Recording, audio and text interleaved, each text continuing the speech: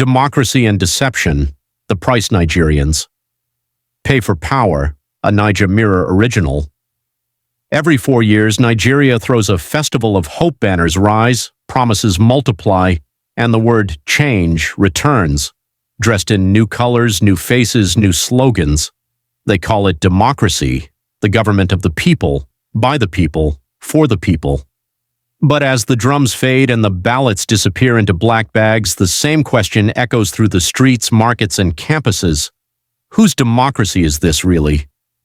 Because for the average Nigerian, democracy has become a ritual, one performed religiously but rarely rewarded. Welcome to the Naija Mirror, where we strip away the slogans and show the truth behind the smiles. Today we ask a dangerous question. Has Nigeria's democracy become the greatest deception of our time? Once democracy was our dream. We thought it meant liberation from the days of the military, an era when fear was law and silence was safety. But today the uniform has changed, not the attitude.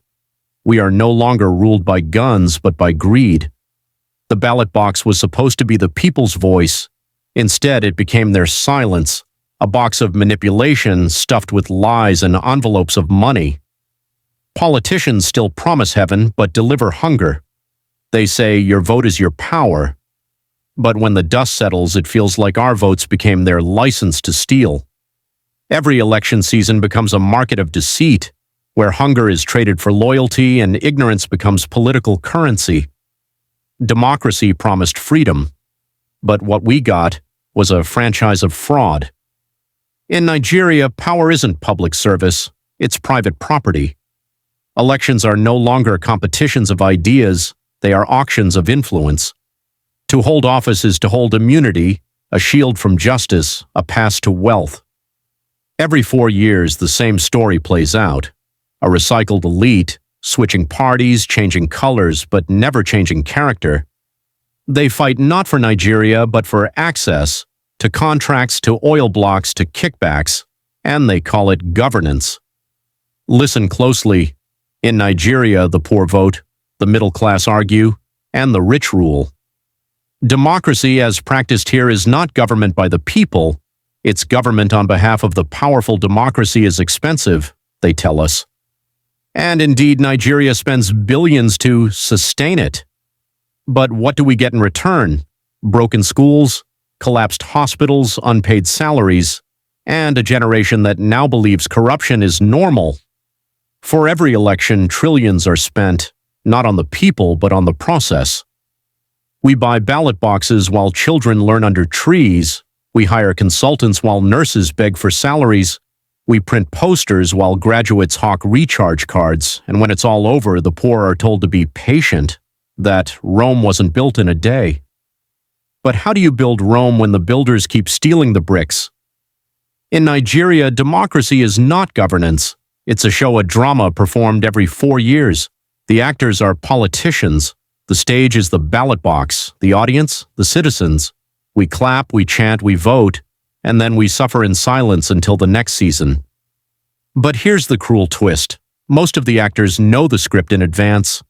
The results are often written before the ballots are counted.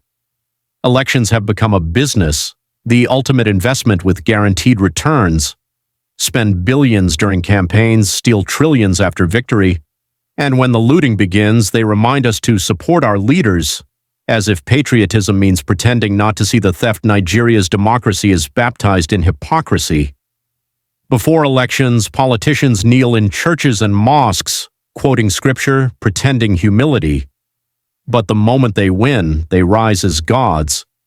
Religion, meant to guide morality, has become a tool of manipulation. They buy prayers instead of building policies. They fund crusades instead of classrooms. They attend pilgrimages while citizens queue for fuel. And the people? We've turned politics into worship. We defend thieves because they share our tribe or faith. We celebrate mediocrity because it carries our surname. This is the greatest deception. A democracy without discipline, a people enslaved by sentiment.